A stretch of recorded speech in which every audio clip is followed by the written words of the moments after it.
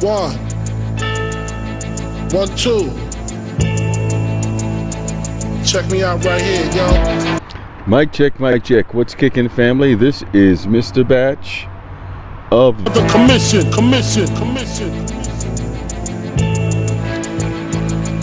Yeah.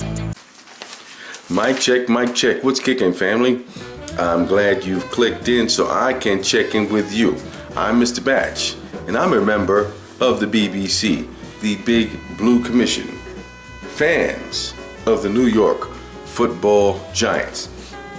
Now, what I have to say in this installment of my videocast, podcast, whatever you want to call it, how they say it in the internet world, this is for, the New York Football Giant fan base faithful. I'm going to kick it a little bit about my thoughts on this last game, what we got here in the paper. We're going to leave it at that until I can come up with my other video for our next contestant, which will be Washington. All right, now, I've already said my crow for that game. So any Cowboy fans that come on here when I'm addressing a certain situation concerning the team that I hold dear to me, that I'm a fan of, the Giants, I'll either delete you or I'll leave a comment. Most likely I'll probably delete you, because what was said was said, what was done was done. This is behind us. I'm addressing the New York Football Giant fan base. You guys already got your crow, your kudos, etc. So Mr. Batch continues. Now, my assessment of the game is this: Football 101. If you can't win the line of scrimmage, you're going to lose the game. That, along with turnovers, surviving turnovers. How do you win a game to survive turnovers when you're in the minus column in turnovers? Now, twice we went down into the red zone, came away with 2 field goals. That is supposed to be points. That is supposed to be points. Ground game, man, we had 200 some odd yards on the ground. How come that couldn't have manifested itself into a win, into controlling the clock, controlling the ball? It didn't happen. Defense came up a little short in the closing minutes of the game. Now, man, I really felt, man, we got a shot now. Went for the 2-point conversion. First 2-point conversion of the year that we've taken, and we, bam, did it. Then the defense didn't hold up their end of the bargain. Now, speaking of holding up your end of the bargain, when it comes down to that, the players wrote a check they ass couldn't cash. That's right. They was talking trash all over the place. They was giving it. And in today's paper, in the 26th of Tuesday, 2013, Daily News, Coughlin is pissed. Rightfully so. He says, shut up and play. Talk is cheap, play the game is what he's been saying. That was one of our mottos when we took the Super Bowl. Remember that one? They had shirts made up, talk is cheap, play the game. Went out there and played. David Tyree had the joint stuck in his head and the whole night. We won the chip. We wasn't running around beating our chest. Was the 4-game win streak false courage? Whereas, most of you guys will go out there and have an adult beverage. It's like when that guy's in the bar, he doesn't say too much. All of a sudden, he gets a couple of drinks in him and he thinks he can, take everybody on. Was it like that for us? Yo, I'm disappointed. Could have had that win. If the offense would have been able to produce enough points, and if the defense would have been able to come up with that stop.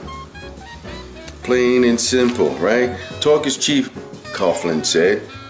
Play the game. I don't see anything that gets accomplished by the verbalization part of it. We've never been a team that has been one to provide bulletin board material. He's so right. He's all right. We don't run around, beating our chests, and say, we're going to take out the word. All right, they got the win. They beat us twice this year, so they have the right to trash talk, said Cullen Jenkins. You can't get irritated with it now. You should have done something about it during the games. Our players realize that after the fact.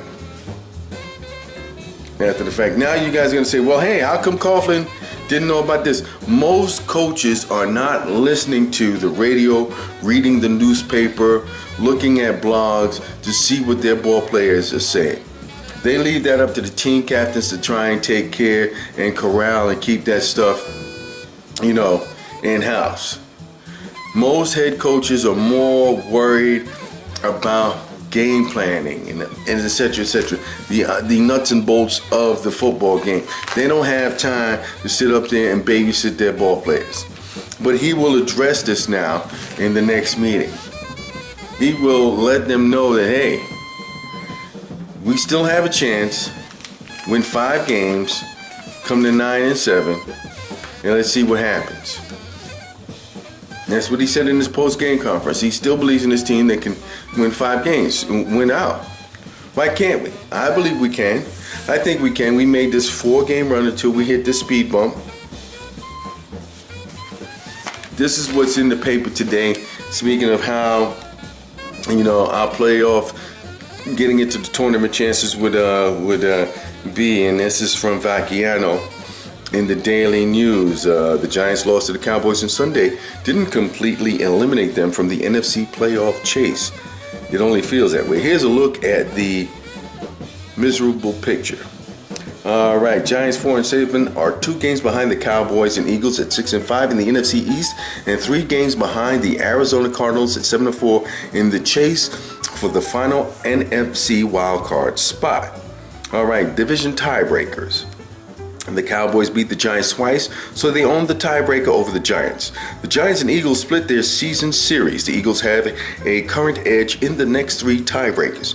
Division record 3-2 to 1-3. Common games 5-6 to 4-7, and conference record 5-2 to 3-5. Now here are the wild card tiebreakers. The Cardinals currently hold the tiebreaker advantage over the Giants in conference record 4-4 to 3-5, and common games 2-1 to 1-2. The bottom line is this: the Giants need to go 5-0 to finish 9-7, and they'll need to finish ahead of the competition because winning a tiebreaker seems unlikely. So they need the Eagles or Cowboys to both do no better than 2-3 so they can finish 8-8 or worse.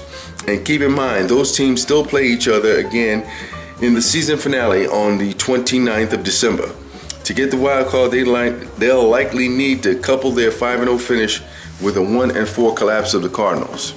And that's in a nutshell for the Giants to try and get into the tournament at the end of the season. So I'm looking forward to one raucous ride to close out this season.